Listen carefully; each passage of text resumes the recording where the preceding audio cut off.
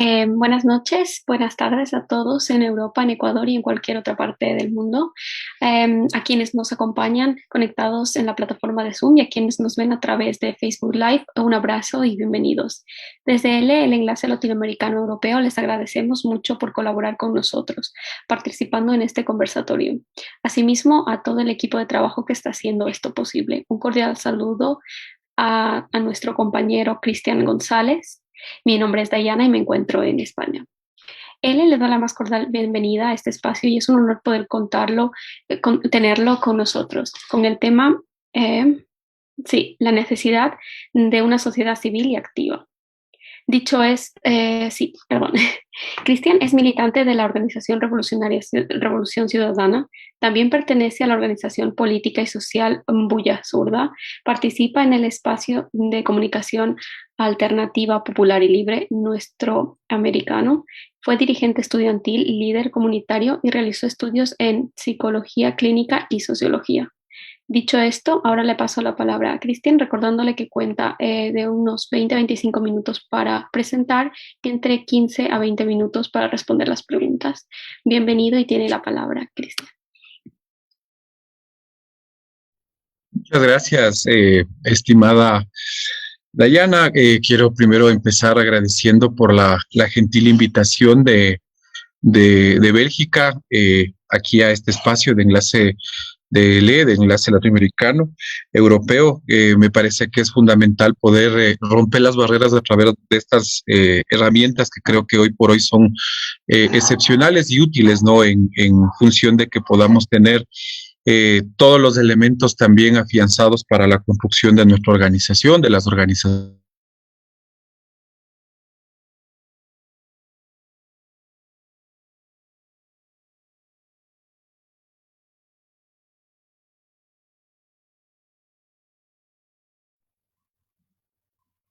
No tenemos, perdimos el audio. Perdimos tu audio, Santiago. ¿Qué digo, perdón, Cristian?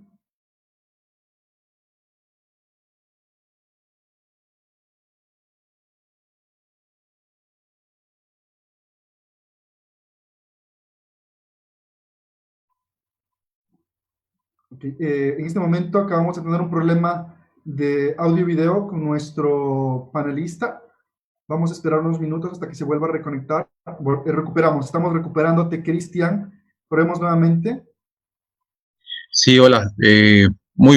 Estaba pues empezando saludando a quienes hicieron posible este enlace, este contacto, a Bélgica, a distintos compañeros que pues en todas las latitudes también están insistiendo en la necesidad de seguir profundizando la lucha con todas las herramientas. Abrazarles a cada uno de ustedes por la estoica militancia que hacen en los diversos países en los cuales ustedes se encuentran, solidarizarnos también con cada uno de ustedes y sus familias por lo que hemos estado pasando. Agradezco también por la posibilidad de que el día de hoy podamos topar este tema que es fundamental para el quehacer, digamos, o sea, desde la perspectiva revolucionaria, la organización es una herramienta fundamental que nos permite no solamente disputar el poder, sino que también nos permite tener el espacio donde podamos originariamente debatir y construir de manera colectiva. Quiero también empezar diciendo que obviamente tengo yo una exposición que va a estar dividida en tres partes, una que va a caracterizar lo que es la organización social, otra que va a establecer cuáles han sido a lo largo de la historia algunos hitos fundamentales de la participación de las organizaciones sociales, y tercero, un poco cuáles son los desafíos de la organización social en Latinoamérica y en específico en el Ecuador. Obviamente también con una postura clara de lo que significará el próximo 11 de abril. Quiero empezar diciendo que para nosotros quienes nos hemos formado, digamos, en las filas de la organización social, tenemos algunas cosas que nos parecen fundamentales siempre colocarlas como la principal, que digamos la organización tiene, digamos, una estructura o una naturaleza del cumplimiento de unos objetivos, y esos objetivos a veces pueden agotarse, digamos, porque son objetivos finitos o porque son también reivindicaciones en las cuales nosotros digamos, nos proyectamos, clarificamos y pues las conseguimos. Y creo que eso pasa, digamos, como decía Paulo Freire, desde la reflexión y la acción, ¿no? Creo que la organización social tiene, digamos, esta virtud de recoger primero todas las voces, de recoger primero todas las ideas y con aquello, pues, procesarlas para la acción. Paulo Freire, que es uno de los mejores exponentes incluso del aprender y hacer, creo que nos enseñó en enormes episodios cuál es la posibilidad de transformar la realidad. Y transformar la realidad creo que es uno de los objetivos que todas las organizaciones tienen, ¿no? O sea, la transformación de la realidad. Hay organizaciones que pues tienen diversas características. Quienes nosotros hemos militado en las organizaciones revolucionarias, tenemos a la organización como una herramienta incluso para sostener en la historia los objetivos, y los objetivos no solamente son la toma del poder, no solamente son la transformación de nuestra realidad, sino también ir en lo largo del tramo histórico que pues la humanidad tiene, poder seguir dándole cualidades, digamos, contundentes de lo que significa la caracterización de una herramienta fundamental como la organización. Creo que sin teoría no hay práctica, y la práctica creo que es una de las cosas que se expresan con la organización. Eh, yo quiero poner ahí algunos hechos, digamos, que pueden permitir caracterizar lo que estoy diciendo. En el caso del Ecuador, la organización social ha sido vital, y ha sido vital porque ha logrado, digamos, alcanzar unos objetivos importantísimos. Si usted va de lo micro a lo macro, usted ve que, por ejemplo, hay barrios que se constituyeron alrededor de necesidades. Primero, la necesidad histórica de la vivienda hizo que, por ejemplo, en ciudades como Quito, y en específico barrios como la Lucha de los Pobres, el Comité del Pueblo, puedan confluir para el acceso a la vivienda digna. Y eso pues terminó incluso cualificando a la posibilidad de consolidar una gran organización. Muchos de los compañeros que ocuparon las tierras en donde ahora queda el populoso barrio de la Lucha de los Pobres, militaron luego y pasaron a las filas del Frente Amplio de Izquierda, al FADI. Usted recordará que ahí, incluso en un momento determinado, esta misma organización trascendió a la posibilidad de disputarse el poder y colocar una candidatura en la izquierda. Incluso creo que fue un momento histórico para las izquierdas ecuatorianas, en donde hubo una confluencia importantísima, y pues se colocó tanto con el FADI y otras expresiones, digamos, democráticas, populares y revolucionarias, una candidatura. Ese es un ejemplo de lo micro a lo macro. Ahora, en la mitad, digamos, de una crisis, digamos, de disputa neoliberal, la izquierda logró en el Ecuador, por ejemplo, paralizar la privatización. Y no es un hecho menor, porque creo que ahí las organizaciones de trabajadores, las organizaciones de estudiantes, de mujeres, de pobladores, y las diversas expresiones organizativas que ha germinado, digamos, en el caso del Ecuador, lograron detener el avance de la política privatizadora que tenía en ese entonces el gobierno de Sixto Durán Ballén, y gracias a la organización pudo detenerse este ánimo de privatizar. Fue ahí entonces que el Frente Unitario de Trabajadores, los trabajadores eléctricos, recuerdo con claridad, y creo que de eso data la historia también, FETRAPEC, que fue uno de los sindicatos históricos y que pues en su momento determinantes en la lucha popular, encabezó o fue parte o miembro de este gran espacio de confluencia para detener y no se diga el movimiento indígena, ¿no? El levantamiento del movimiento indígena, que creo que es a lo largo de la historia uno de los elementos mayores del clímax de lo que ha significado la organización social. Ustedes recuerdan que en el levantamiento del 91 confluyen no solamente las fuerzas democráticas, populares, sino que una expresión organizativa de los olvidados entre los olvidados, que es el movimiento indígena, como en un momento, digamos, se ha caracterizado al proletariado indígena, no estaban ni siquiera articulados en todos los espacios de disputa, tanto en las organizaciones de izquierda tradicional. Solamente creo que en el Partido Comunista del Ecuador tuvimos la posibilidad de identificar a Dolores Cacuango junto a Anela Martínez, junto a María Luisa Gómez de la Torre, siendo parte de un buró político acompañada, digamos, de estos históricos hombres y mujeres que pues también impulsaron la lucha revolucionaria en el Ecuador.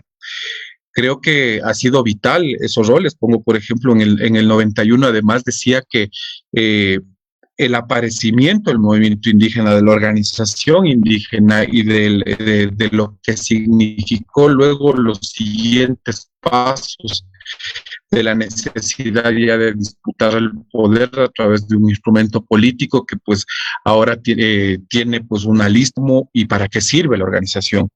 Eh, Creo que pues lo que el movimiento indígena termina también convirtiéndose en un factor o en un elemento que en Latinoamérica caracteriza el nuevo momento de la organización social. Y ahí usted pues va a poder identificar lo que sucedió en el Perú, lo que sucedió en Argentina con el aparecimiento del movimiento piquetero, lo que ha sucedido en Brasil con el aparecimiento del movimiento Sin Tierra, movimiento que es histórico, que tiene un volumen y una fuerza importantísima en este momento, que incluso ahora, hoy por hoy, han logrado atravesar una de las más grandes y cruentas intervenciones de exterminio con la política de gobierno y antipopular de Bolsonaro. Y creo que ellos pues han sido una demostración fehaciente de lo que significa y lo que es cuán importante es el rol de la organización social. Eh, Frente a eso, creo que, digo, es del volumen de lo que ha significado la organización social para nosotros, es sumamente importante. Eh, Ahora quiero un poco poner más en contemporáneo, ¿no? O sea, creo que las,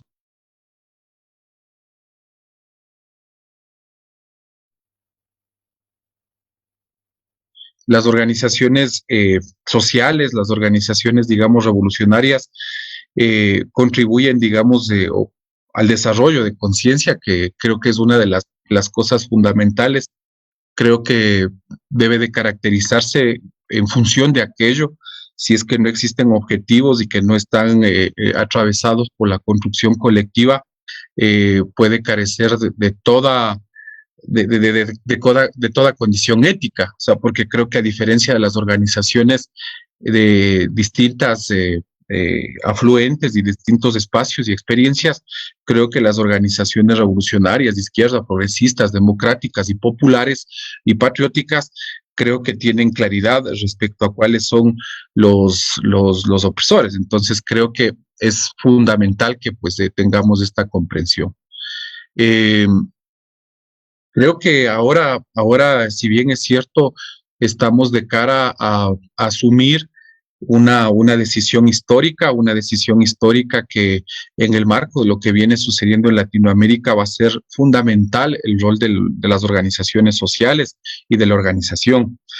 ¿Por qué lo digo esto? Porque yo digo y me quiero imaginar, eh, haciendo un poco de prospectiva, si es que llegaría a ver el escenario donde la banca recupera el poder, donde la banca eh, tiene o retorna, así como ha pasado en estos últimos cuatro años en el Ecuador, y si es que ahora hay esta continuidad, pues de seguro primero habrá la necesidad histórica de seguir fortaleciendo el sujeto social para poder garantizar una defensa irrestricta a los derechos y poder promover un espacio de impedir el retroceso de demás, eh, digamos, del retroceso de las políticas en beneficio del pueblo. Entonces creo que va a ser fundamental.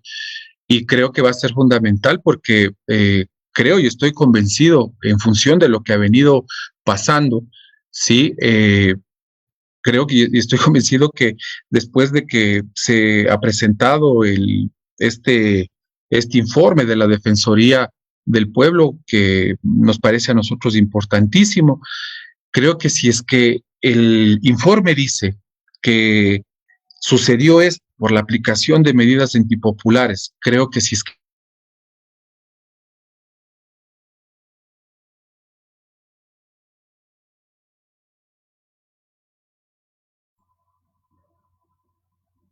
En este momento no tenemos audio de Cristian. Vamos a esperar unos minutos para ver cómo solucionar este problema técnico. A ver si lo recuperamos. Cristian estaba justo empezando. Bueno, tenemos un problema técnico con Cristian. Ahora se vuelve a integrar. Cristian estaba justo hablando acerca del informe de la Comisión de la Verdad que organizó la Defensoría del Pueblo para restablecer los hechos de octubre de 2019, en el cual Cristian es uno de los actores, debido a que después de esto, recordemos que también fue apresado. Entonces, me parece que es un punto importante que nos pueda contar. Lo tenemos de regreso, me parece. Cristian, ¿estás de regreso? Confírmame, por favor, si nos escuchas, o si puedes activar tu cámara. Sí, sí, sí, les escucho y les veo. Perfecto. Perdón, Perdimos y justo empezamos. empezaba Adelante, Cristian. diciendo, sí, decía que era importante que en el marco de la emisión del informe de la Defensoría del Pueblo y en el marco de lo que ha sucedido, creo que hay, digamos, un gran elemento, una conclusión alrededor de que esa movilización fue producto de una política antipopular. ¿Quién respondió a esas políticas antipopulares? Las organizaciones.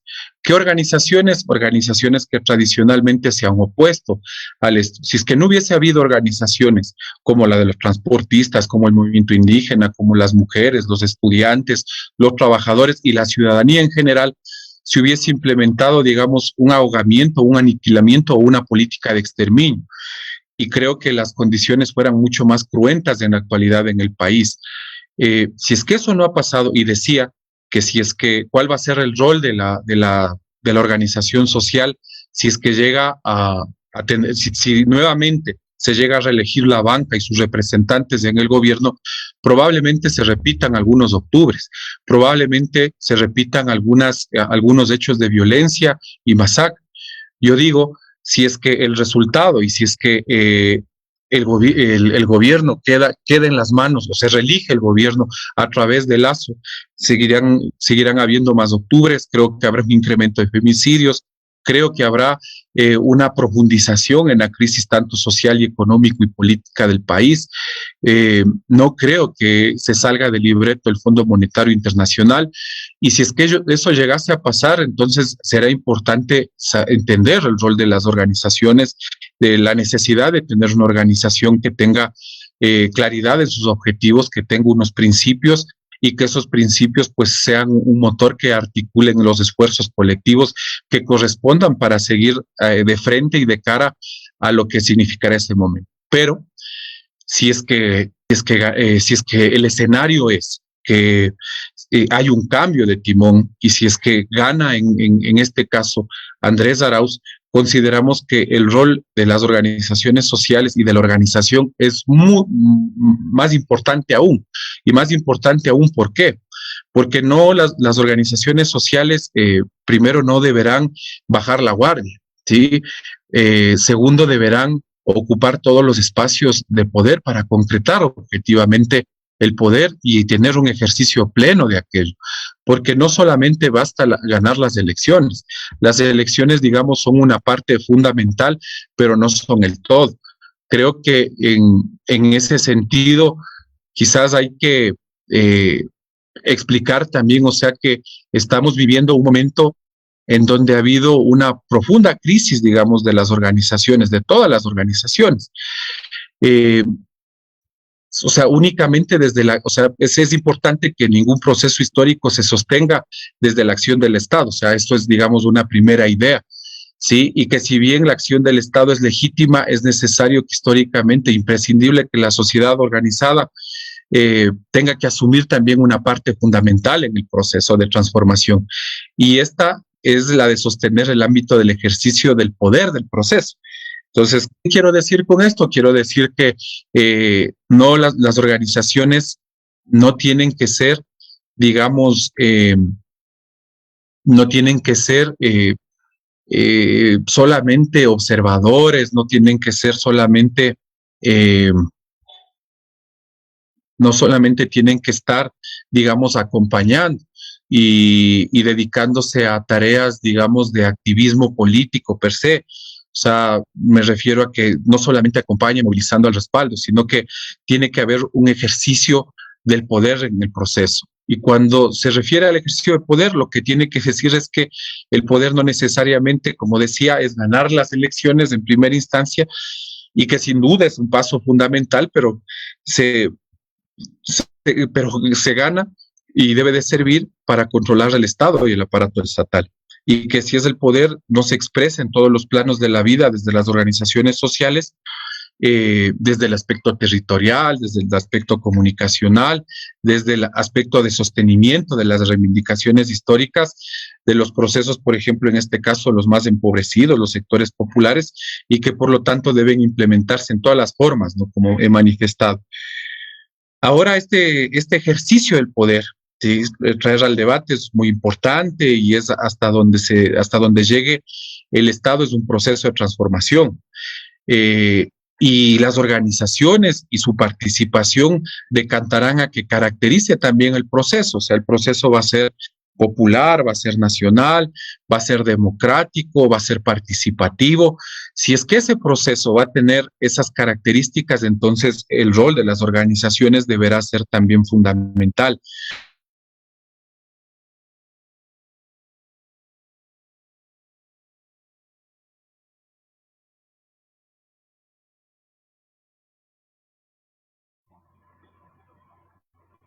Tenemos otro problema técnico con Cristian en este momento. Esperemos unos segundos hasta poder restablecer contacto nuevamente con Cristian.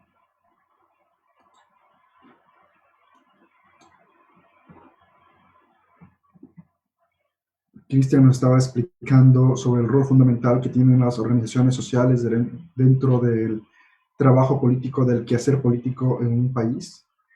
Y bueno, hemos perdido, ahora lo tenemos nuevamente, no, todavía no restablecemos comunicación con Cristian. Esperemos poder resolver este problema en los siguientes minutos. Aprovechamos para comentarles y pedirles a todas las personas que se encuentran en la plataforma de Zoom que empiecen a preparar sus preguntas y también a quienes nos siguen en las redes sociales que puedan hacernos llegar en el chat. Nuestro equipo técnico se encargará de hacernos llegar a nosotros para poder hacer las preguntas a Cristian en el caso de que ustedes no puedan hacerlo de forma directa. Por favor, si es que el equipo técnico se puede encargar de tratar de contactar a Cristian y verificar cuál es el problema que tenemos. Esperamos tenerlo lo antes posible, pero sabemos que los conversatorios del aire pues son así dinámicos y tenemos a veces estos inconvenientes técnicos que no están en nuestras manos, que se nos escapa de nuestras manos. Pedimos un poco de paciencia a todas las personas que se encuentran en la plataforma Zoom y a quienes se encuentran en el Facebook Live, que nos puedan esperar unos minutos hasta poder reactivar la señal con nuestro invitado de la noche de hoy.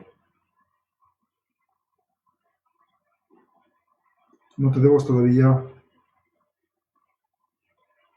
Bueno, también les comentamos que el día martes vamos a tener, no el próximo sábado, sino el próximo martes 23 de este mes de marzo, va a estar con nosotros el defensor del pueblo, con quien vamos a hablar acerca de todos los derechos que se han vulnerado durante la pandemia y cómo denunciarlos. Entonces, eso va a ser también muy, muy interesante poder conversar directamente con el defensor del pueblo y que nos pueda dar su punto de vista frente a todos los derechos vulnerados en este año de pandemia. Y pues como ciudadanos, cómo podemos también denunciarlos, cómo podemos hacer que estos derechos puedan ser restituidos, ¿no? Entonces, les invitamos a todas las personas que nos siguen que puedan conectarse con nosotros en el mismo horario, pero ahora el día martes, lo hacemos el día martes, también por la agenda del defensor. Nos ha podido hacer un espacio en su agenda para el día martes y pues lo tendremos con nosotros. Estamos viendo que si Cristian lo estamos recuperando, Cristian está entrando, por favor, Cristian, ¿nos escuchas? Puedes activar tu cámara y tu micrófono. Adelante. ¿Aún no te escuchamos? Ahora sí. Gracias. Eh, Ahora vamos a intentar desde el móvil, parece que hay alguna dificultad. Pero bueno, manifestaba un poco que cuáles eran las necesidades en este momento. O sea, consideramos que no podemos ahora vivir, digamos, una etapa en la que dilatemos nuestra participación, en donde, digamos, tengamos solamente un rol de observancia y no de incidencia, y donde incluso, o sea, frente a un sinnúmero de herramientas que reconocemos en la participación, no podamos administrarlas y menos aún utilizarlas. Decía un poco retomando lo que dice el candidato de Unión por la Esperanza, el candidato habla sobre el tema de la construcción del poder popular y digamos es una categoría eh, sumamente, digamos, digo, es ambiciosísimo plantearnos el poder popular como la plataforma en la que pueda gobernar, porque el poder popular deberá entonces, desde la movilización, acompañar y sostener e impulsar el plan de gobierno. Si es que queremos democratización de los recursos, si es que queremos que exista, digamos, condiciones igualitarias en el mundo del trabajo, si es que queremos que existan elementos que fomenten y profundicen el acceso a derechos como la vivienda, la salud, la seguridad, la educación. Si es que queremos eso, debe de haber, digamos, un poder popular que no es más que las organizaciones, la ciudadanía, las fuerzas, digamos, patrióticas de este país que impulsan y que generan incidencia activa. Yo digo, la Constitución de la República tiene episodios y pasajes maravillosos que uno cuando ve se queda pero absorto, y creo que incluso muchos de los estudiosos constitucionalistas e incluso cientistas sociales han visto que existe, digamos, una profundidad en la participación. Ahí habla, por ejemplo, de que para poder eh, acceder o para poder ejecutar un plan nacional tiene que ser aprobado por un Consejo Nacional de Planificación, y ese Consejo Nacional de Planificación está conformado por el Secretario Técnico de Erradicación de la Pobreza, el Secretario Nacional de Planificación, el Presidente de la República y dos representantes de la Asamblea Ciudadana Plurinacional Intercultural por el Buen Vivir. Imagínense, ¿quiénes son esas, de dónde salen esas dos personas? Esas dos personas salen nada más y nada menos que una asamblea, digamos, una asamblea del poder popular. ¿Y qué es esta asamblea? Esta asamblea o estaba concebida, o dice la ley de participación ciudadana y dice en la Constitución que esta asamblea deberá al menos sesionar dos veces, la una para conocer el plan anual y la segunda para revisar digamos, los avances y las ejecutorias en cada uno de los programas y en cada uno de los componentes. ¿Y quiénes están en esta asamblea? Dice la Constitución que están las organizaciones sociales, los pueblos y nacionalidades, que están las asambleas nacionales, las asambleas locales de planificación, y que están los representantes de los consejos ciudadanos sectoriales. Y uno dice, wow, ¿cómo es esto? Entonces dice, si están todas las organizaciones sociales, todos los representantes de los pueblos y nacionalidades, si están los representantes de los consejos ciudadanos sectoriales, ¿cuáles son los representantes? Dice que cada ministerio debe de conformar una mesa ciudadana, ¿sí? En donde están participando los beneficiarios, los usuarios de la política pública transversal de esa entidad. O sea, ejemplo, pongo entonces en el Ministerio de Cultura estarán los gestores culturales, los artistas, los usuarios del arte, y esa mesa elige un representante y ese representante se va a la asamblea.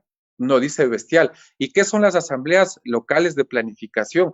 Son esas expresiones territoriales que junto al gobierno autónomo descentralizado participa en la silla vacía, en las asambleas de presupuesto participativo y en N cantidad de herramientas. Pero eso hemos visto que incluso no se ha dado. Sí, nosotros tenemos, digamos, identificado que la última asamblea que se convocó fue allá por el 2016 o 17, y de ahí no se ha realizado. ¿Quién tiene que convocar a esta asamblea? dice en la ley que es la Secretaría Nacional, la Secretaría Nacional de Planificación y la Secretaría Nacional de Gestión Política, ahora Ministerio de Gobierno. Eso, eso que dice, eso que se cuenta, si es que está solamente en manos de funcionarios del Estado, no va a servir. Hay que descorporativizar el espíritu de aquello y entregarle al poder popular incluso la administración de ese espacio para poder hacer interpelación directa, ¿sí? Activa, digamos, una incidencia en la movilización. O sea, yo me imagino cuando escucho la Asamblea Ciudadana Plurinacional por el Buen Vivir, me imagino una cosa con una potencia que nunca logramos ver, que nunca logramos, digamos, vivirla. Pero si es que eso ahora, con esto que escucho de que es del poder popular, si es que eso va a permitirse profundizar, creo que es una oportunidad de oro. Es una oportunidad de oro porque no solamente se acompaña, no solamente se moviliza, sino también que se incide, sino también que tiene otro rol, que no solamente es el de decir y levantar la mano, miren, estamos de acuerdo, no, sino que la interpelación directa podrá hacer que pase lo que ha pasado en otras experiencias organizativas. O sea, experiencias organizativas en las que, por ejemplo, la administración, tanto incluso de los recursos, con control social, con veeduría ciudadana, permita que aquello pues pueda tener un buen término. O sea, porque se dice que o estamos acostumbrados a pensar de que la administración de los recursos deba de ser única y exclusivamente los funcionarios. Y creo que el poder popular debe de administrar los recursos, tanto económicos, tanto, digamos, la capacidad instalada que tiene el Estado. Y claro, el Estado tiene que jugar un rol. Claro que el Estado debe de regular, claro que el Estado tiene que controlar por su naturaleza, digamos, la naturaleza del Estado, aún en un Estado, digamos, que no termina concibiendo un constructo popular, tiene esta naturaleza, pero podemos convivir. Yo quiero sacar unas 3 conclusiones, perdón que hayamos tenido, digamos, dificultades en la conexión. Eh, Quiero sacar una primera conclusión de que la organización primero es vital, que es una herramienta y que esa herramienta tiene que tener 3 características. Primero, que recupera desde lo histórico el rol, o sea, que es fundamental que la caracterización de esa organización social, de esa organización política, tenga claridad en cuáles son sus objetivos, claridad también en su rol histórico y que anime a concientizar, digamos, la sociedad. A eso creo que son, digamos, las principales tareas. Hoy que las organizaciones han tenido que incluso trascender a nuevas prácticas organizativas, o sea, hoy hay asambleas por Zoom, hoy hay movilizaciones digitales, hoy hemos tenido que evidenciar paros educativos digitales, o sea, donde los maestros apagan su cámara, apagan su micrófono y no dan clases porque no han podido acceder a sus derechos o estuvieron impagos. En una pandemia como la que tuvimos que atravesar en el Ecuador, con un gobernante como el que tuvimos, nada más y nada menos se le ocurrió dejar de pagar a los funcionarios públicos, disminuirles el sueldo. O sea, en una pandemia en donde hay escasez, en donde hay restricción, en donde hay poca capacidad de movilidad, el gobierno hace todo lo contrario. No paga, disminuye el salario, no le da fuerza adquisitiva a las personas, entonces lo que ha hecho es implementar una política de exterminio y aniquilamiento, lo que está haciendo ahora. ¿Sí? Lo que dice la Defensoría del Pueblo, lo que dice la CIDH, lo que dice el mismo Parlamento del país y los parlamentos, digamos, de otras latitudes, que en el país se ha evidenciado un abandono y que la política de abandono se convierte en una política solamente de atención a los privilegiados. Vea la vergüenza mundial que hemos tenido que pasar con los vacunados. Si usted analiza la lista de vacunados, usted ve claramente que ahí hay una necesidad histórica de que recupere su fuerza, su motivación y su mística a las organizaciones. Esa es la gran conclusión frente a las organizaciones. ¿Cómo puede suceder en el país en este momento que después de una masacre como la que hemos tenido que lamentar en las cárceles, después de ver qué hacen con las vacunas, después de ver qué están haciendo con la economía, haya perdido la sociedad? Primero esté desensibilizada y la sociedad per se haya perdido la capacidad de indignación. Y digo porque en otras épocas de la historia, en otras épocas de la vida de este país, cuando subían medio real el pasaje, cuando había, digamos, algún tipo de cosa menor de las que nos ha pasado, ha existido, digamos, mayores expresiones de concientización alrededor incluso de las denuncias, de las acciones y las medidas de hecho para pues poder protestar frente a lo que está sucediendo. Ayer ningún medio de comunicación corporativo hizo mutis en el foro, aquí en el país, Teleamazonas, Ecoavisa, TC, hizo mutis en el foro sobre el tema de la lista de vacunados de las élites. Y creo que ahí está un rol que hay que recuperar, hay que resintonizarnos, hay que nuevamente retomar las alternativas organizativas, aprender de los nuevos momentos. Y la tercera, que la organización esté acorde a la realidad ahora. ¿Sí? Y la última, que creo que esa es fundamental, que es vital creer en la organización. No podemos tener una organización en donde solamente exista gente que desde arriba diga qué es lo que hay que hacer. Tenemos que tener un ejercicio que construya desde abajo, que si bien es cierto, para eso hay dirigentes y que nosotros a los dirigentes los debemos de respaldar, pero tiene que haber, digamos, una conexión de debate y que en el debate y en la discusión podamos componer nuestras tesis y que al final ese consenso nos permite impulsar, creo que también es una de las cosas que deben de democratizarse más. Deben de perfeccionarse las organizaciones, claro, tiene que haber mayor participación, claro. Entonces creo que yo ahí, perdón, hasta creo que me he pasado algunos minutos, así que más bien ahí corto. Les agradezco nuevamente y quedo pues a disposición de ustedes, compañeros. Muchas gracias, Cristian, por tu exposición. Tenemos varias preguntas ya que nos han hecho llegar las personas que se encuentran en Zoom y en Facebook. Les animamos a los que se encuentran en Zoom, si desean hacer personalmente sus preguntas, pueden levantar la mano. Tengo dos preguntas aquí para iniciar este conversatorio, Cristian, en esta segunda parte de este evento, de Harold David y de Cristian Mendoza, un tocayo tuyo. Las voy a unir a las dos preguntas porque me parece que tienen relación. Harold desde Facebook nos dice, ¿cómo tratar de combatir las próximas desestabilizaciones que tratarán de hacerle a Andrés Arauz en caso de llegar al gobierno? Y por otro lado, Cristian dice, ¿cree usted que UNES puede sostenerse a largo plazo la organización de la sociedad a través de las distintas organizaciones que agrupa? Fundamental la pregunta. Primero creo que va a haber tercera vuelta, ¿sí? Y la tercera vuelta va a ser en la calle y la tercera vuelta va a ser movilizados y defendiendo el proceso. Eso creo que contesta la pregunta. Y en la tercera vuelta creo que hay que darle un rol a la plataforma de unidad. Probablemente incluso habrá que ampliar mucho más lo de UNES. Probablemente habrá que pensar en un acuerdo, digamos, de reconciliación nacional. Este acuerdo de reconciliación nacional, ¿con quiénes hay que hacer? Hay que hacer digamos, con el sector patriótico, democrático, que incluso está expresado en los que están representando algunos sectores empresariales, financieros. Habrá que hacerlo con los medios de comunicación que también tienen voluntad y ánimo de comenzar a equilibrar su participación. Habrá que hacerlo también con los sectores patrióticos al interior de las Fuerzas Armadas, la Policía Nacional, y en el marco, en el campo popular, la más amplia alianza.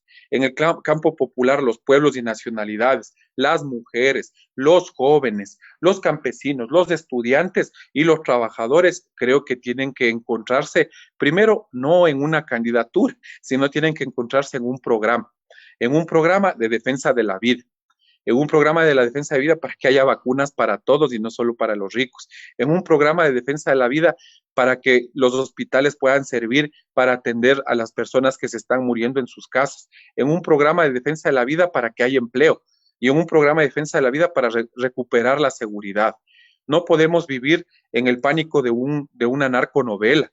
No podemos ahora, entre avionetas, entre sicariatos, entre estas horrorosas imágenes que hemos tenido que pasar, tenemos que ir, digamos, a un pacto, digamos, de reconciliación nacional, que supere también los errores del pasado, que supere y que asuma la agenda de lucha, que ahora no es nada, nada sencilla.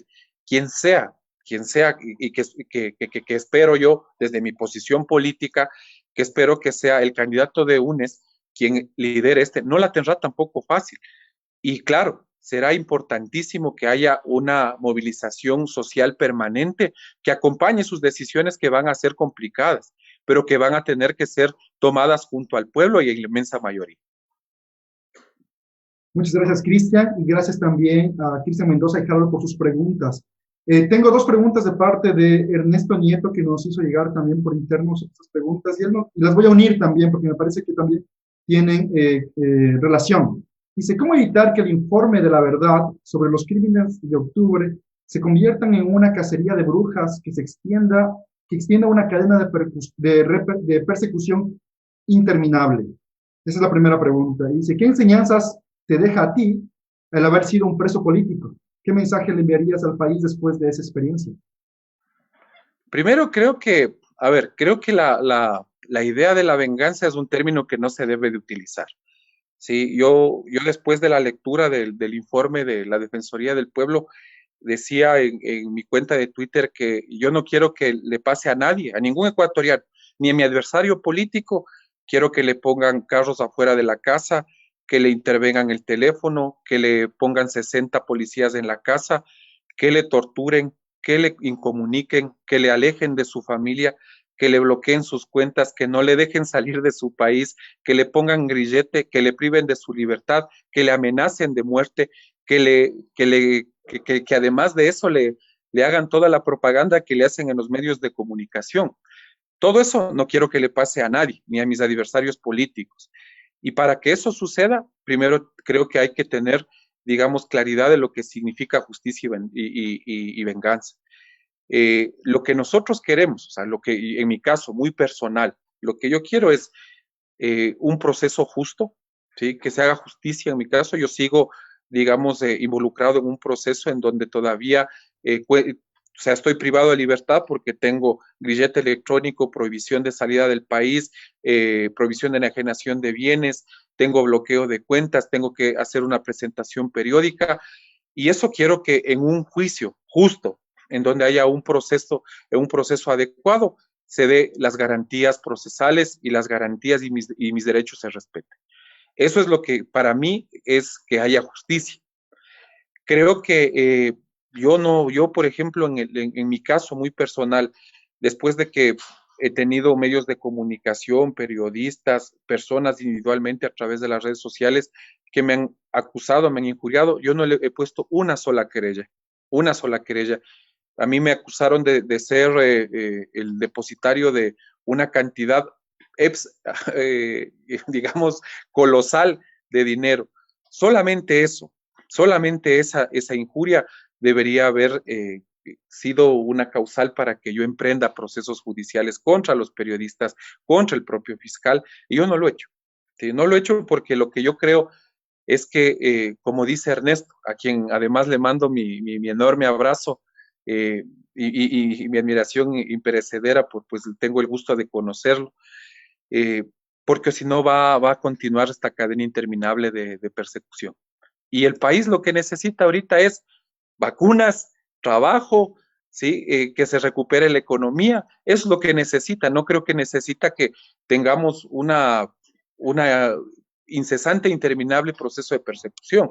¿Y qué me ha enseñado a mí ahora? O sea, primero me ha enseñado de que es importante tener una organización que tenga todas las condiciones y atributos, que la solidaridad sea un elemento fundamental en todas las organizaciones. Yo les digo, o sea, incluso hemos sido víctimas de nuestras propias dificultades como proceso, porque usted, ¿cómo?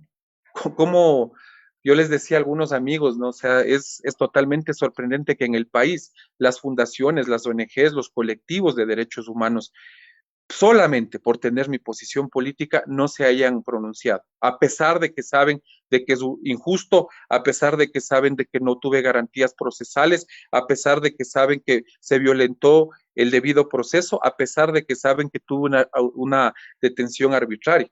Y aún así, yo no, en ninguna parte, en ningún medio de comunicación, ni en ninguna participación, he señalado, digamos, su rol de ausencia, pero creo que eso también me ha enseñado y creo que también, obviamente, me ha enseñado de que es importante contar no solamente con una organización solidaria, no solamente con condiciones incluso humanas en tu alrededor. Yo creo que es brutal lo que a uno le hace la cárcel además en las condiciones en las que uno estaba, o sea, yo estaba en una celda de 2 por 3 con 12 personas, eh, además en permanente amenaza porque los medios de comunicación cada vez de que regresaba de una audiencia decían que yo era el asesor de la prefecta, cosa que nunca he sido, ¿sí? O sea, ni en el IES ni en ninguna forma han podido demostrar eso. O sea, yo soy compañero de la organización, como un montón de compañeros, pero ahí se dijo que yo era el asesor. Entonces ustedes entenderán que cuando decían que era dueño de un montón de plata y el asesor, yo fui expuesto a extorsión, gente que me iba a pedir trabajo, gente que me iba a pedir obras, gente que me iba a pedir que le dé un poco de dinero, gente que, o sea, imagínense, si no hubiese sido porque el trabajo de toda la vida en que he tenido cómo participar como militante, como dirigente estudiantil, como gestor cultural, como activista social, si no hubiese tenido incluso esa posibilidad de encontrar alguna gente con la que trabajé, con adolescentes callejizados, a mí me hubiese pasado de todo. Y aún así estuvo vulnerada mi seguridad. Entonces yo creo que lo que aprendí fue enorme, ¿no? O sea, cuando yo quise, por ejemplo, acceder a los emisarios de las delegaciones de las Naciones Unidas y la CIDH, me escondieron.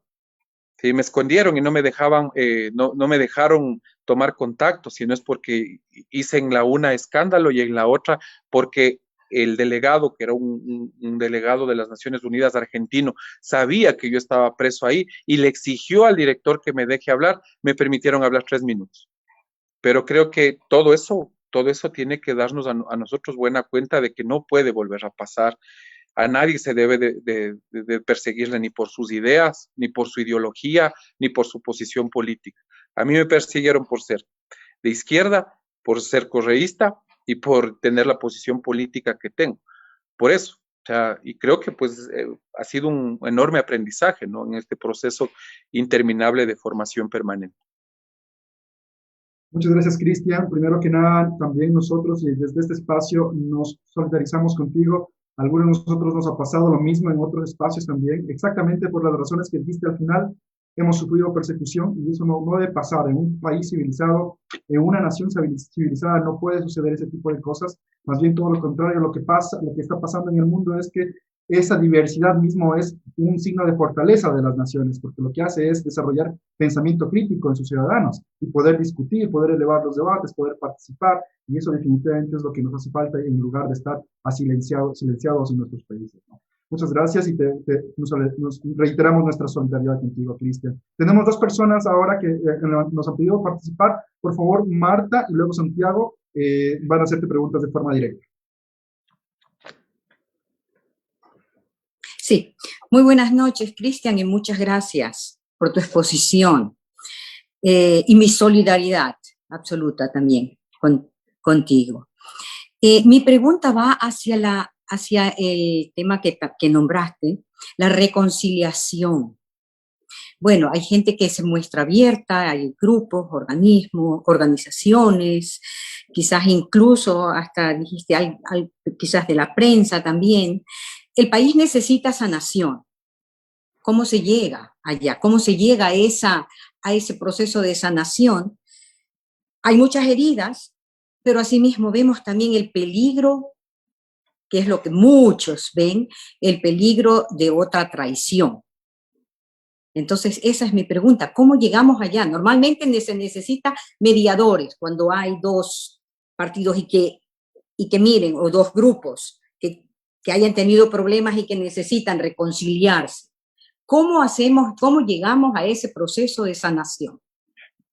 Primero, creo que en esta etapa, digamos, de la campaña es importante ver quién tiene la predisposición. O ¿Quién nos plantea confrontación o quién nos plantea la posibilidad que tengamos mecanismos de articulación, consenso y tratamiento de las necesidades? Primera idea. Segunda idea, pongamos por delante las necesidades de la mayoría. Si ponemos por delante las necesidades de la mayoría, encontramos con quienes nomás coincidimos.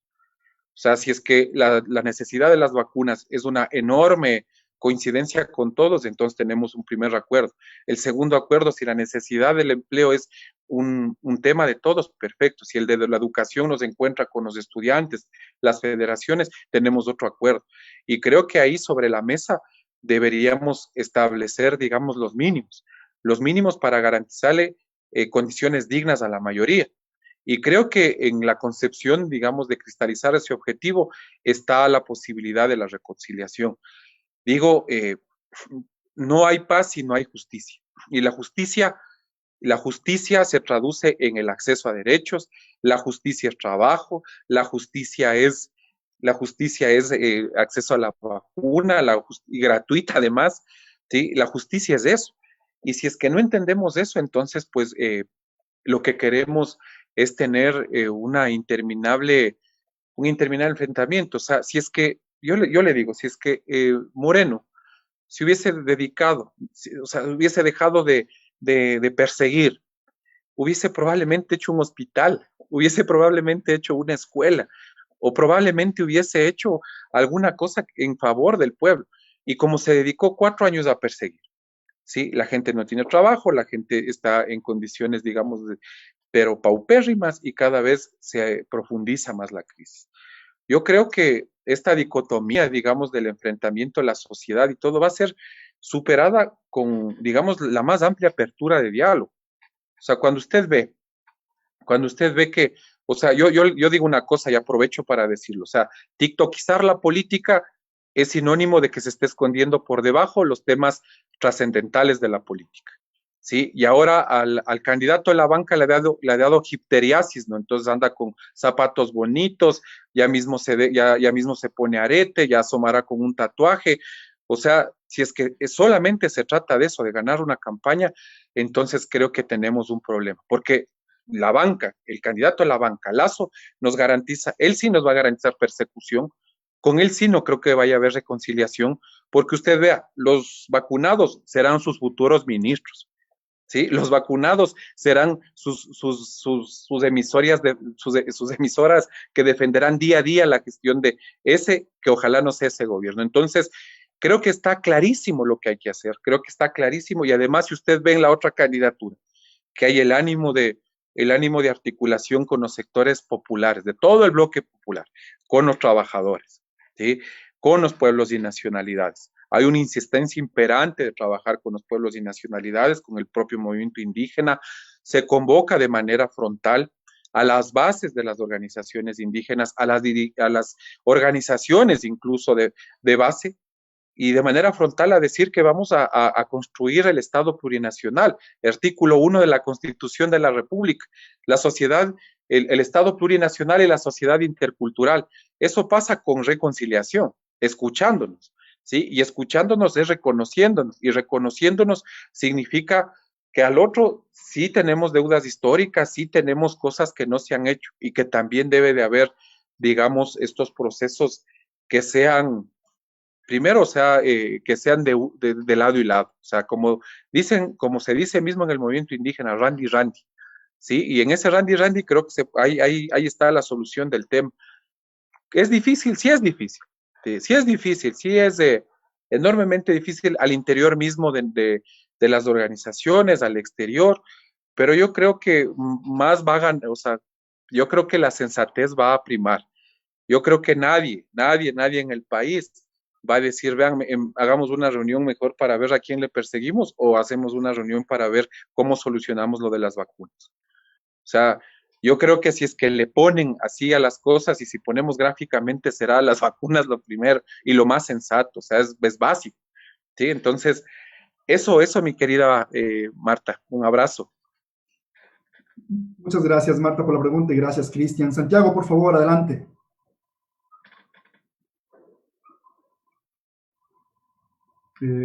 Ahora, por favor, te va a llegar el mensaje para... No, todavía no te escuchamos. Ahí, por favor. Santiago, ahora Muchas sí. gracias. Santiago Barreiro desde Guayaquil. Cristian, muchas gracias por acompañarnos.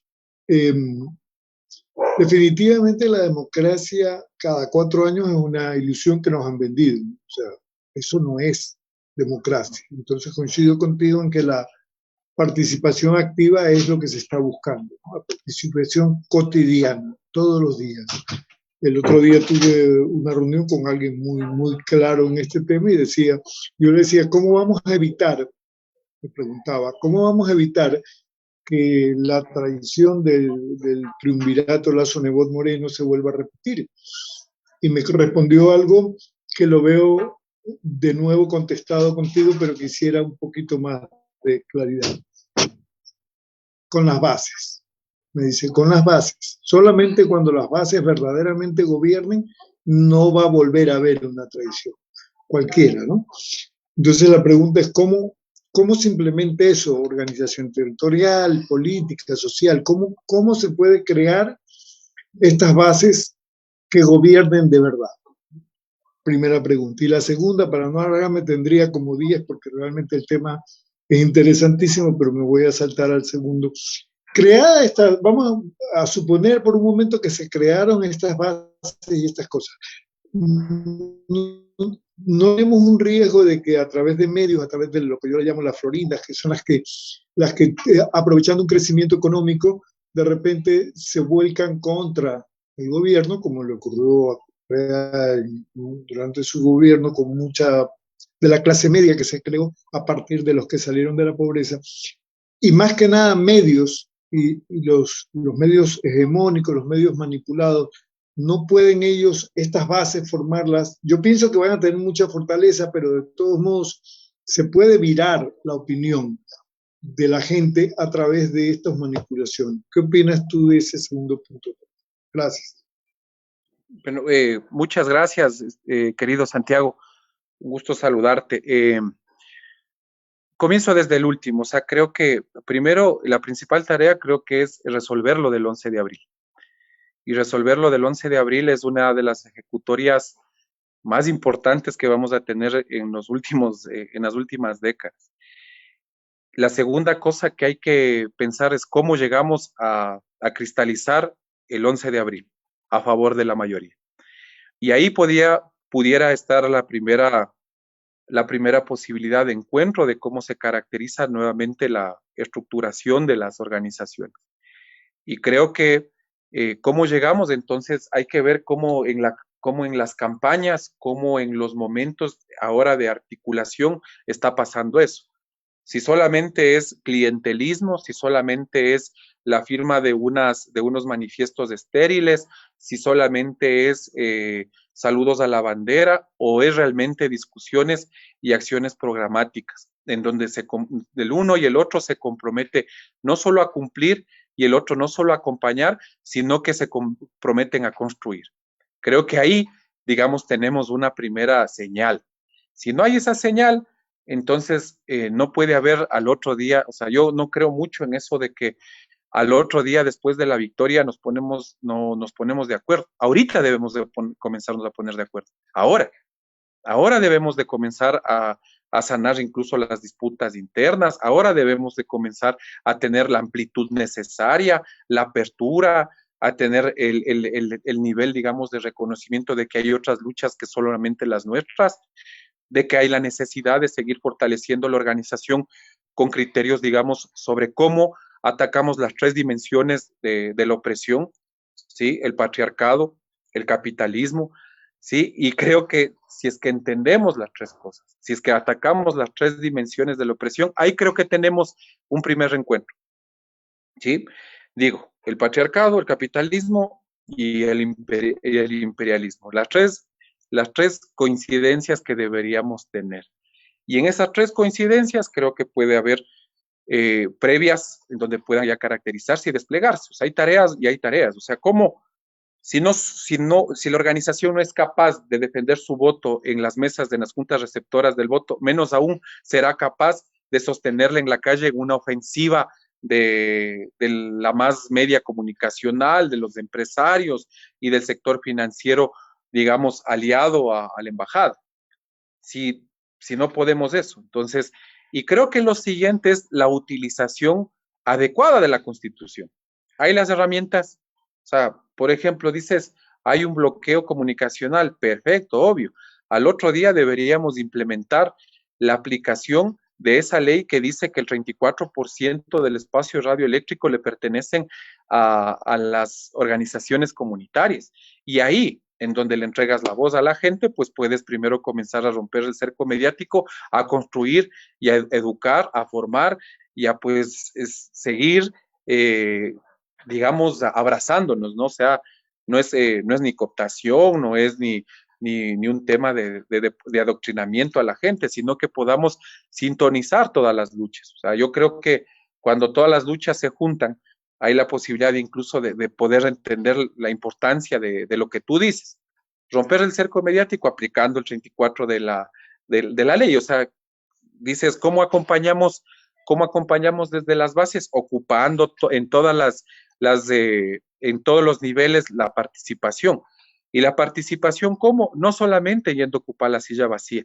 Yo creo que la principal tarea luego de la discusión es que las organizaciones sociales, que los pueblos y nacionalidades, que los dirigentes legítimos de territorio y de base se preparen para el 2023 y ese 2023 sean los futuros concejales, los futuros alcaldes, los futuros prefectos y prefectas que acompañen también una lucha por la liberación de sus territorios, por la transformación de su realidad. Entonces, no pasa solamente, sí, yo decía al inicio de mi intervención, no solamente es la lucha electoral, es un paso, pero también es la vocación de poder la que tiene que pues ayudarnos a acompañar este proceso. Y mejorando y democratizando la organización, las organizaciones, la plataforma de unidad. O sea, que hay una verdadera plataforma, sino que no que haya la adhesión, digamos, indiscriminada de quien dice yo soy el vocero de tal frente, sino que haya el encuentro de organizaciones. Yo decía, y sigo insistiendo, la unidad, la única forma de que haya unidad es en la movilización. La única forma, me parece a mí. Probablemente me equivoco, pero hay que movilizarse por todo lo que nos están haciendo y esa unidad, y ahí es en donde vamos a encontrarnos. Y ahí es en donde vamos, digamos, a amalgamar todas estas posibilidades y nuevamente reconstruir los puentes. O sea, no puedes en los puentes solamente poner tacos de dinamita. O sea, no puedes a donde vas, o sea, dejar diciendo sí, pero sí, con toditos menos con ustedes. O sea, probablemente ellos también en el otro lado dirán lo mismo, con toditos menos con ustedes. Con toditos ustedes, menos con él y con él y con él. Entonces creo que por ahí, o sea, yo también, o sea, no creo que sea, y además lo que estoy diciendo no creo que sea la bitácora de lo que hay que hacer, creo que es un elemento para la discusión y creo que esto hay que discutirlo entre más personas, entre más sectores, mientras más, o sea, debemos de buscar la alternativa ideal para pues salir de esto, ¿no? Entonces, yo por ahí creo, Santi, eso, o sea, pero por ahí creo que es la cosa. Muchas gracias, Cristian. Gracias, Santiago, por tu pregunta. Yo quería hacerte también otra pregunta, Cristian. La Revolución Ciudadana ha estado, tiene una vida de aproximadamente 15 años, si vamos, cuando empieza, ¿no? Todo un tiempo de desarrollar mucho trabajo con la ciudadanía, de cambiar la historia del país, de generar una nueva constitución, de hacer mucho trabajo en la ciudadanía y en el Estado. Desde ese punto de vista, también sabemos que ustedes tuvieron un partido organizado, la Alianza País, que luego fue prácticamente apropiado y luego prácticamente ustedes se quedaron sin partido y lo que está pasando actualmente luego de ir prácticamente con un partido prestado, ¿verdad? Y ahora, en base a eso, se genera este fenómeno UNES, ¿no? Que va generando, claro, y eso tiene que ver con una de las preguntas que nos hacía uno de los compañeros al inicio, más adelante. ¿Qué va a pasar? ¿La Revolución Ciudadana va a reorganizarse? ¿Va a reorganizarse con todos este cúmulo de partidos como UNES? ¿O va a organizarse sola? ¿Qué es lo que se viene más adelante? Yo te voy a contestar con qué es lo que quisiera que yo pase, ¿sí? O sea, primero creo que tiene que la Revolución Ciudadana y todos los hombres y mujeres, digamos, que queremos mejores días para el país, deben de tener una herramienta para expresar la necesidad de que ello se garantice, o sea, porque solamente así va a pasar. ¿Qué hubiese pasado si no teníamos partido? O sea, no hubiésemos participado, no poníamos nuestras ideas y no estuviéramos aquí.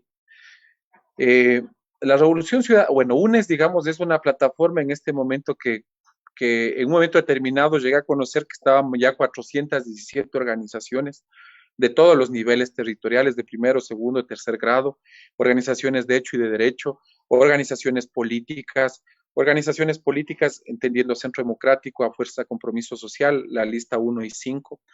En la lista 5, que en un momento determinado, nosotros hace 2 años pudimos participar, se hizo una convención, esa convención ahora ya cuenta con, digamos, con directivos, cuenta ahora con representantes, digamos, todos además de muy jóvenes. Preside nuestro compañero Andrés, la secretaria ejecutiva es de Victoria de Sintonio, y creemos ahí que también hay una posibilidad de seguir construyendo, seguir fortaleciendo esto. ¿Qué es lo que quisiera que pase? Quisiera que primero siempre haya como que vengan más, que siempre haya como constituir un espacio de articulación y convivencia y de diálogo, pero frontal y sincero. O sea, creo que en Uruguay el frente, digamos, del Frente Amplio de Uruguay, a diferencia del Frente Amplio de Chile, por ejemplo, en el Frente Amplio de Uruguay hay 14 organizaciones, algunos partidos y otros movimientos, y todos, digamos, han regulado su participación y convivencia. En Chile, digamos, hay un Frente Amplio, digamos, solo de organizaciones sociales. Yo quisiera que podamos renovarnos, reinventar el instrumento de participación y defensa de la vida de los ecuatorianos y ecuatorianas. O sea, yo digo, esta época esta generación de la resistencia de la Revolución Ciudadana que han sido estos 4 años, digo, estos compañeros y compañeras que a cada uno de ellos mi gratitud imperecedera por su actitud, su vehemencia, su coherencia, ha sido, digamos, una generosa demostración de lo que se puede hacer. ¿Sí? 4 años, digamos, con una organización sin poder, perseguida, y que se sostuvo, digamos, por eso digo la generación de la resistencia. Esta generación que mantuvo viva primero, además, con la presencia, con la presencia innegable de una de las personas y personalidades más importantes de nuestro proceso, el compañero Rafael Correa, si no hubiese sido posible, o sea, no hubiese posible, nos hubiesen exterminado creo que a los 15 días de la ruptura del 3 de diciembre del 2017. Creo que hubiésemos durado 15 días, pero si no hubiese sido porque hubo, digamos, claridad, porque hubo también valentía en muchos de ellos, o sea, yo me pongo en el papel de los 30 que se quedaron, de los asambleístas, cuando les ofrecían, entiendo yo, ministerios, cargos y toda la cosa, y dijeron, no, yo prefiero que me quedo con el pueblo, así me persigan. Creo que también es una de las cosas que nos hace pensar qué tipo de organización es. Entonces, y en estos 4 años hemos visto 40 persecuciones, compañeros que tienen glosas de 120 millones de dólares, compañeros y compañeras que cada vez que hacen una declaración en un medio de comunicación les llega a golpear la fiscalía o la contraloría, que antes de una votación a los compañeros asambleístas que eran exministros también les llegaba a sus despachos la contraloría. Y creo que eso nos hizo más fuertes, y creo que eso nos hizo aprender el valor de nuestra organización, y creo que eso hizo que ahora entendamos de la necesidad de que la Revolución Ciudadana ya no solamente es eso, sino que la Revolución Ciudadana debe de convocar a más fuerzas a renovarse. O sea, yo creo que ya nos debemos una renovación, y esa renovación significa que no solamente debe de jubilar a muchas voces, incluidas yo, o sea, porque creo que también he dado lo que he podido, digo, en la organización. O sea, yo creo, eso no significa que uno deja de luchar, sino que tienen que venir hombres y mujeres con más y mejores ideas para seguir impulsando este sueño. O sea, yo sí auguro de que la organización esté ahora repleta de nuevas voces, repleta de hombres y mujeres nuevas no significa que todos sean jóvenes, sino que también puedan haber, que con compañeros y compañeras de experiencia puedan haber contribuciones que no hemos tenido hasta ahora o que no vemos. O sea, nosotros ya creo que hemos dicho un montón y no podemos estar todo el rato. O sea, y creo que eso tiene que pasarle a la Revolución Ciudadana, tiene que mejorarse, profundizarse, renovarse, fortalecerse, tiene que seguirse formando, tiene que adquirir una identidad ideológica que en su diversidad coincida en estas tres, en tener como objetivo la erradicación de las tres dimensiones de la opresión. Y creo que ahí estamos, digamos, en una organización que está a la altura de las necesidades de los conciudadanos nuestros. Muchas gracias, Cristian. Cristian, respecto a esto que también tú mencionabas de la pandemia, un académico en el Twitter hizo un post que decía que tuvimos a un buen académico como ministro de salud, a un ministro de salud que venía de la academia y él ponía los requisitos, ¿no? Que tenía publicaciones, que tenía cierto impacto, reconocimiento, etcétera, y que por qué fallamos. Entonces él hacía esta relación. Entonces me puse a reflexionar un poco frente a esto y fui a ver cuáles son los perfiles de los ministros de salud de los países que mejor han manejado la pandemia. Y sale que el ministro de salud de Nueva Zelanda, por ejemplo, no es médico, es abogado, estudió filosofía, pero o es parte del partido que actualmente gobierna en Nueva Zelanda de aproximadamente 20 años. Y además ha sido dirigente sindical por un buen tiempo. Algo parecido pasa con Islandia, donde la ministra de Salud tampoco es médico, ella es lingüista y es parte del Partido Verde por alrededor de 15 años. Algo parecido pasa con el ministro de Salud de Singapur y así varios países, ¿no? Entonces, la conclusión a la que yo llegaba con esta reflexión es que estos ministros, que luego son los dirigentes de cada uno de sus partidos, no necesariamente han sido médicos o académicos, sino más bien han tenido un respaldo fuerte de formación ideológica y política. Y ahí viene la pregunta que te quiero hacer, y que me parece que es un poco provocativa. En estos 15 años que de la Revolución Ciudadana, ¿cuáles han sido esos errores que tú podrías reconocer, que ha hecho que se, voy a utilizar una palabra fuerte, que se reciclen ministros, que al final nos han llevado a estas desgracias, ¿no? Que no han tenido una visión política de partido, que no han tenido una coherencia política o no han tenido una formación política, sino que hemos visto, este es el mejor o este puede ser, lo ponemos ahí y finalmente termina fracasando. A ver, yo también digo, a nosotros también nos pasó lo mismo. Creo que el mejor momento del Ministerio de Salud en el anterior proceso fue liderado por la compañera Karina Vance, que no es médica, ¿sí? Que no es médica y que ella creo que hizo posible que se multiplique la cobertura, que se multiplique incluso los servicios, que haya mayores unidades, o sea, no sé, capaz que coincide con el análisis que tú has hecho, pero, por ejemplo, aquí, digamos, la inmensa obra que se hizo en salud, un tramo muy importante la realizó la compañera Karina Vance. Lo de los ministros y esto, yo creo que pasa porque si bien es cierto, la representación, la excelencia, la tecnocracia, estos principios que se utilizaron para poder tener este proceso de cambio en el país, creo que funcionaron muchísimo, ¿sí? Muchísimo. O sea, yo no mal haría en renegar de aquello. O sea, lo que creo que le faltó más participación al partido, al movimiento, a las organizaciones sociales. Yo, por ejemplo, te digo, o sea, en un momento determinado, creo que en la elección del 2013, cuando Alianza País alcanza 100 asambleístas, en esos 100 asambleístas, si tú veías, los alternos eran jóvenes, eran representantes de organizaciones nacionales. Por ejemplo, el alterno de la primera presidenta, la presidenta más joven mujer de Latinoamérica, era Marcelo Solórzano, el presidente de la Confederación de los Trabajadores del Servicio Público del Ecuador. Tenías ahí al José Agualzaca de la FEI, a un montón de compañeros y compañeras, ¿no? A la Dianés Rodríguez. La Dianés Rodríguez creo que fue alterna ahora último de Carlos Vera, que se quedó con los cuánticos, pero vos decías que chévere, o sea, vamos de la mano con las organizaciones, vamos de la mano y todo, pero en un momento determinado creo que no logramos dar el siguiente salto, que es a través de la acción de articulación a la acción protagónica de los representantes de los sectores de base. Porque además que las organizaciones también tienen la responsabilidad de fortalecerse, las organizaciones también tienen la responsabilidad de seguir empujando a la movilización como un mecanismo no de chantaje, sino de construcción de soluciones colectivas.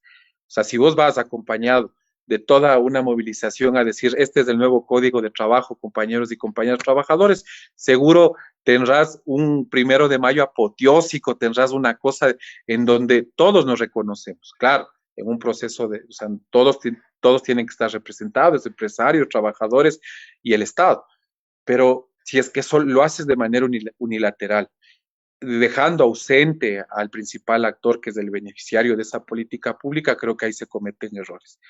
Creo que corporativizar la participación ciudadana también fue otro error. Y creo que no apostar en la formación, en la profundización formativa de nuevas generaciones que tengan valores, mística y disciplina, también creo que fue otro error. O sea, porque hoy lo que estamos haciendo creo que es enmendar también rápidamente eso, y creo que la candidatura de Andrés es ya solo esa candidatura es el mensaje de que se comience a enmendar todo. Una apuesta joven, digamos, a una persona seria, con una formación, digamos, rigurosa, que representa también de cara a la necesidad más imperante, que es la solución de la economía.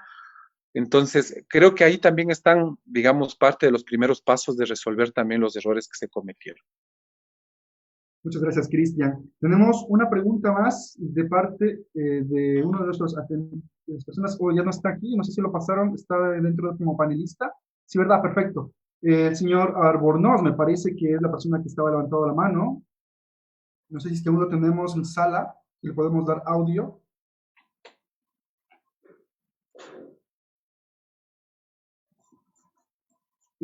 No, me confirma por favor, equipo técnico. Está pasando a sala. Ok, no hay problema, lo esperamos entonces. Bueno, muchas gracias, Cristian. Sí, justamente esto me parece que es muy importante. Te comento ahí como una experiencia. Tuve la oportunidad de hablar con un amigo chino que es parte del Partido Comunista Chino, y él me mostraba esta plataforma WeChat. No sé si tú has escuchado el WeChat, Sí, que ellos sí, lo sí. utilizan. Ellos lo utilizan inclusive para organizarse en los sindicatos, para organizarse en el grupo, en el consejo del edificio, para elegir al presidente el presidente del edificio, para las vilas, y es una estructura que va hacia arriba y que en un día ellos pueden hacer una asamblea virtual y llegar a consensos, a discusión y de participación ciudadana desde las bases hasta llegar al buró del Partido Comunista, ¿no? Entonces, claro, y toda la formación que ellos tienen desde que son muy pequeños, desde que van a la escuela, que están en las juventudes, que dan pruebas para ingresar al partido. No todos los ciudadanos chinos son parte del Partido Comunista Chino, sino que un porcentaje decide serlo, pero para hacerlo pasa por pruebas rigurosas antes de llegar a hacerlo, ¿no? Entonces, es todas unas etapas que me parece que también es muy importante en algún punto considerarlo dentro de la formación de los partidos. Ojalá eso en algún momento sea tema de discusión como parte de la organización de la estructura de partidos en el país, ¿no? Sí. O sea, Mariátegui decía una cosa que la rescato con lo que vos dices, ¿no? Dice, tiene que ser creación histórica y digamos, y auténtica, y creo que esa es una de las misiones de nosotros, de que ahora con las nuevas condiciones mundiales de la globalidad, de todo esto, pues podamos repensar el tipo de organización, el tipo de características y el tipo de procesos que debemos de impulsar. Sí, yo coincido mucho en eso. Creo que Latinoamérica y el Ecuador está en un proceso importante, ¿sí? Está en un proceso importante porque a la luz de los resultados, la gente, si tú ves cómo votó la gente votó, digamos, del centro al progresismo. Sí, o sea, tienes un bloque de asambleístas en donde está los asambleístas de la Unión por la Esperanza, los asambleístas de la Socialdemocracia y los asambleístas de la Unidad Plurinacional.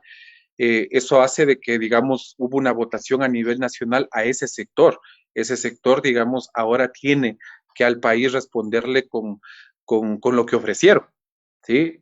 Con lo que ofrecieron. Entonces, creo que esos son los retos que en la política ya real y concreta debemos de impulsar, y como desde las organizaciones, creo que, como digo, o sea, incidiendo adentro, afuera, en todos los espacios y niveles para poder no abandonar. Si alguien calla, alguien ocupa ese lugar, y ese lugar ocupado después termina distorsionando a veces nuestras reivindicaciones. Por eso creo que es importante esto, o sea, creo que es, es el primer deber, o sea, el deber desde ya. Yo veo ahora con mucha alegría que la Secretaría Ejecutiva de la Revolución Ciudadana anda visitando todas las provincias, metiéndole caña en todos los lados, y digo, bueno, o sea, escuchando, sí, escuchando, porque es una de las virtudes que hay veces que ya no teníamos. Pero entonces, en la mitad de todo esto, en la mitad de esta persecución inclemente, en donde hemos tenido que lamentar mutilados, presos, exiliados, etcétera, creo que ha habido la valentía de gente como la que está ahora, pues, emprendiendo esto del proceso de la recuperación de la patria. Así que seguros estamos que el 11 de abril vamos a tener la posibilidad de apostar por la vida, ¿sí? Por detener la persecución y por tener mejores días para la gente. Perfecto, Cristian, muchas gracias. Tenemos una última pregunta, Cristian, no sé cómo están tus tiempos, si es que podemos responder esta última pregunta. Perfecto, no hay problema. No hay problema. Esto nos deja la persona, muchas gracias. Entonces, la pregunta dice así, ¿qué hacer con los oportunistas que ven que ya están liderando en las estadísticas? Supongo que se refiere al candidato Arauz, y ahora sí asoman, e inclusive fueron candidatos en otras listas. ¿Qué hacer con ellos? Nos pregunta una de las personas que está en la plataforma Zoom.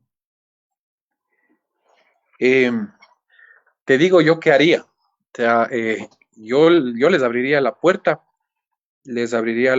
y les diría que ahí en ese espacio, ahí en ese barrio, hay algunas posibilidades de activación y de recuperación de territorio.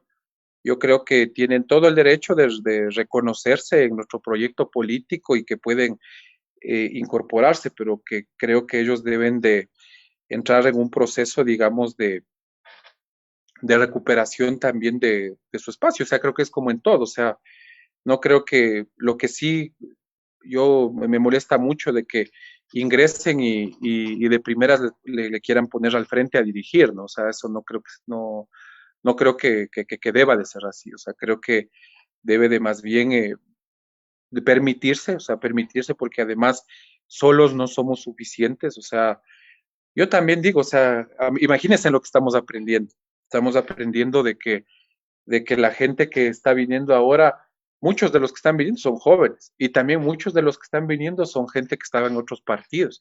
Y digo que bueno que estén viniendo en otros partidos, y muchos de esos partidos en los que participaron eran de los que nos persiguieron. Pero yo les digo, compas, las dos últimas veces que ha participado la Revolución Ciudadana han sido con partidos que participaron en el sí. Pero si no hubiese sido por el desprendimiento, por la generosidad, no tuviéramos ni hoy Binomio de la Esperanza, ni antes la posibilidad de participar y de seguir dinamizando y fortaleciendo nuestra vocería. No tuviéramos 2 prefecturas, no tuviéramos 67 concejales, no tuviéramos más de 178 representantes a las juntas parroquiales hace 2 años, cuando el framing más atroz era este de que éramos corruptos, de que puta nos habíamos llevado 70,000 millones de dólares.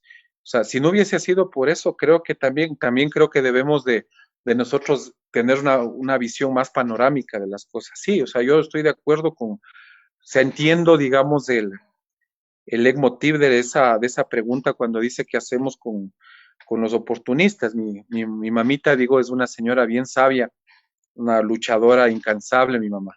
Entonces, cuando yo también me escucha y dice, y escucha también algo parecido a lo que se pregunta, mi mamá sabe decir que si algo hay que tener tranquilidad es que el oportunista tiene un gran olfato de la victoria. Entonces, que ahí es en donde se va a ganar, que seguramente por eso están, como dice tu pregunta. Pero yo creo que lo que hay que hacer ahora es concentrarnos en ganar darle tarea a la gente que está llegando, decirles a los compañeros y compañeras que están llegando bienvenidos a esta amplia tarea, porque además estamos desbordados de tareas. Hay que conversar con todo el mundo, hay que activarse en las redes, hay que estar en el puerta a puerta, hay que caminar las comunidades, barrios, hay que convencer a más gente, y para eso no somos suficientes los que estamos.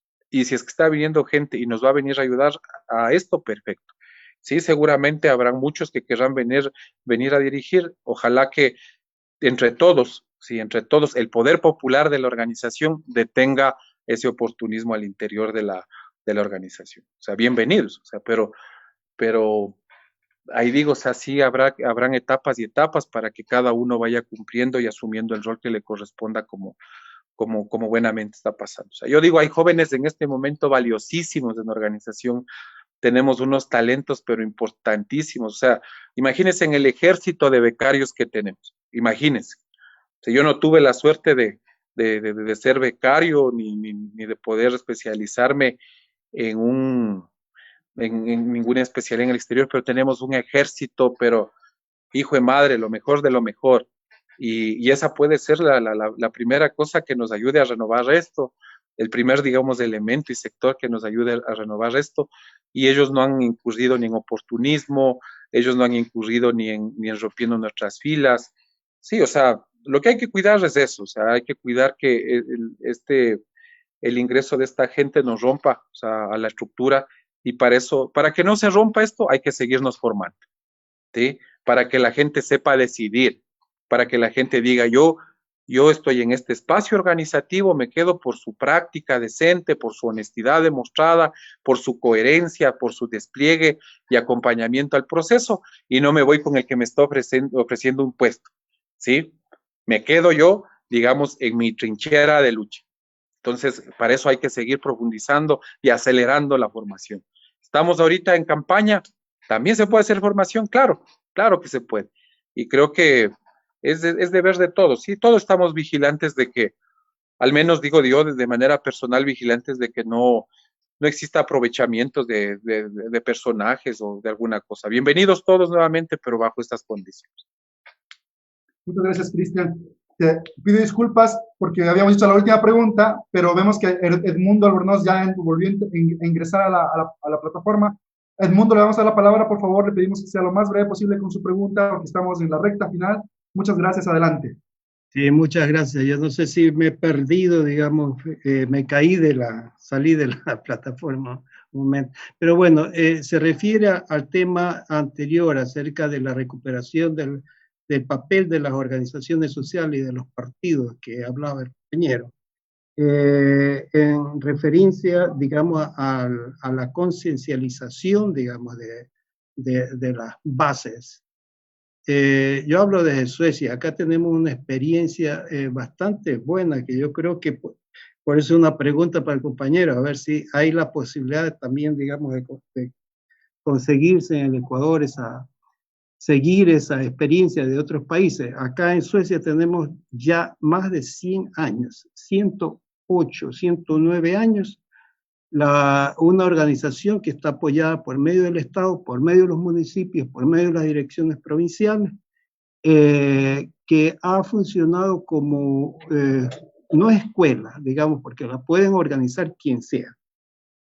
Organización que se llama ABF, y no solamente de parte del Partido Socialdemócrata, que siempre ha estado dirigiendo el país más de 75 años. Ahora también los partidos, digamos, de centro, partidos de derecha, también tienen sus propias organizaciones de conciencialización, digamos, de escuela, más o menos así parecido. Los profesores no los pone el Estado. El Estado y los municipios ponen el apoyo económico para que cualquier organización política, sindical, social, pueda utilizar ese beneficio, digamos, esa contribución de los municipios para que se pueda tener los cursos de capacitación política. Y eso empezó hace más de 100 años, cuando estaba todo, digamos, encendido eso, y yo creo que caería muy bien en el Ecuador si tuviéramos ese apoyo económico para que en los barrios, en el ejército, en todas las comunidades, lo puedan utilizar. Muchas gracias, Edmundo. ¿Cómo lo ve el compañero? Muchas Y gracias. yo, a ver, yo creo que una de las cosas que hay que hablarlas así, digamos, de frente es que el Estado tiene la obligación de cumplir un rol en el fortalecimiento de las organizaciones, porque aquello habla de este espíritu democrático, digamos, de que realmente para que haya una plena democracia, sin caer en esta terminología demoliberal de que las libertades, etcétera, sino que más bien el ejercicio pleno de lo que decía en el ejercicio, digamos, del poder, pueda, o sea, interpretarse en eso, o sea, que el Estado garantice el fortalecimiento de las organizaciones. Si hay mecanismos, indudablemente, el Código de la Democracia, por ejemplo, establece algunos rubros para las organizaciones políticas que tienen cumplimiento. Esas organizaciones, algunas no utilizan esos fondos partidarios para formar a su gente, sino para, como tradicionalmente se hace, o sea, viviendo, viviendo bien los dirigentes y la base ahí abandonada. En el caso de los sindicatos cuando firman sus contratos colectivos, cuando firman digamos, sus actas transaccionales, ahí pues identifican incluso unos rubros que son autorizados por el Estado para que puedan entre ellos mismos auspiciarse procesos formativos y toda la cosa. Yo creo y estoy convencido de que, o sea, no es nuestra realidad, o sea, lamentablemente nosotros ya quisiéramos, digamos, tener economías estables como las que se han mencionado aquí, Islandia, Suecia. Lamentablemente no somos eso porque ahí creo que deberíamos, o sea, siempre garantizar de que hayan los recursos adecuados para que se fortalezcan las organizaciones. Las organizaciones deben de fortalecerse, claro, las organizaciones campesinas, como los compañeros campesinos no se reúnen y no dicen, o sea, esto hay que hacer en la política agraria, como los pueblos y nacionalidades no dicen para la erradicación de la, de, digamos, del racismo, de la discriminación, hay que hacer esto, como las mujeres no pueden desde sus organizaciones implementar también políticas para la erradicación de la violencia de género. Creo que es vital que el Estado garantice eso, o sea, yo estoy de acuerdo con eso, creo que hay que pensar, la Constitución dice, por ejemplo, la ley de participación dice que para el cumplimiento y el acceso y el funcionamiento de algunos mecanismos de participación ciudadana, el Estado y las instituciones deben de garantizar o deben de contemplar los rubros que se requieran. Sí, en el mismo reglamento de los consejos ciudadanos sectoriales dicen que los ministerios deben de garantizar el traslado, la alimentación, el hospedaje de quienes van a participar de aquello. Eso debe de profundizarse más y debe de aterrizar no solamente en la acción institucional, sino en la acción organizativa. O sea, no para el evento y la foto con el ministro, sino que antes, para que se reúnan los compañeros y lleven una postura, debería también garantizar el Estado. Para eso se creó en el país la Secretaría de Pueblos, Movimientos Sociales y Participación Ciudadana, que, digamos, de un momento tenía, digamos, como esta lógica, pero que sin lugar a dudas no logró hacer lo que tú estás manifestando, pero que en gran parte se pensaba que funcione para aquello. Muchas gracias, Cristian. Con esto llegamos al final de este conversatorio. Nos gustaría escuchar tu mensaje final, recordando que tenemos una audiencia que te escucha en la comunidad migrante ecuatoriana y latina, te escucha en Europa, pero también nuestras familias te escuchan en Ecuador. Así que también tienes este gran, y de todas las edades, ¿no? Así que nos gustaría escuchar tu mensaje final y con esto cerramos el conversatorio, estimado Cristian. Primero a ustedes que son producto del feriado bancario a detener al banquero, creo que hay que detener de todas las formas, hay que buscar la manera de que la gente sepa que hubo un flagelo producto de una política que se implementó bajo un nombre y apellido que es Guillermo Lasso y que a ese nombre y al testimonio vivo que ustedes representan puedan ayudarnos a seguir difundiendo. Segundo, mi gratitud imperecedera por la solidaridad, por su desprendimiento, por su compromiso con la causa, digamos, de seguir hermanando a los pueblos, a la iniciativa Enlace Latinoamericano Europeo, darle también mi agradecimiento a quienes me invitaron a la Bélgica, mi querida amiga con la que estoy en permanente contacto, dejarle también pues mi saludo a ustedes en cada uno de los países. Muchas gracias, compañeros y compañeras, firmes. Sigamos construyendo esto que está pues en un momento determinante, que nos estamos jugando absolutamente todo, la sobrevivencia incluso en nuestras familias, porque hay un listado, digamos, de 30 personas que se van a salvar, mientras los 17 millones de personas están a merced de lo que puedan hacer en la calle para sobrevivir. Entonces, amigos y amigas, muchísimas gracias por el espacio, agradecido, y me tienen aquí a las órdenes, compañeros y compañeras. Muchísimas gracias por invitarme. Ojalá no sea la última vez. Muchas gracias, Cristian. Prometemos que no será la última vez. Seguro te vamos a tener nuevamente aquí, posiblemente después del desenlace que dé el 11 de abril, pues te tendremos por acá para hacer un análisis y seguir conversando. Le damos gracias, Cristian, por esta ponencia, la necesidad de una sociedad civil activa y organizada. También agradecemos a todas las personas que nos siguen en la plataforma Zoom y a todos los que nos siguen en Facebook Live. El enlace latinoamericano europeo versión Ecuador, es un proyecto de migrantes ecuatorianos y latinoamericanos en Europa que tiene como objetivo construir de manera participativa y consensuada un espacio de integración y de unión en lo cultural, lo social y lo político, con el fin de vigorizar la representación de migrantes latinoamericanos en Europa y en el Reino Unido.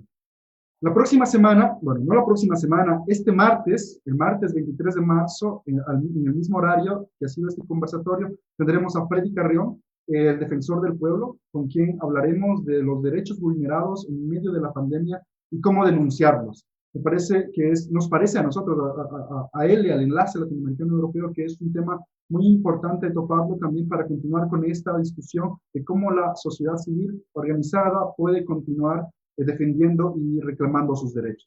Muchas gracias a todas y a todos. Nos vemos el día martes. Un fuerte abrazo.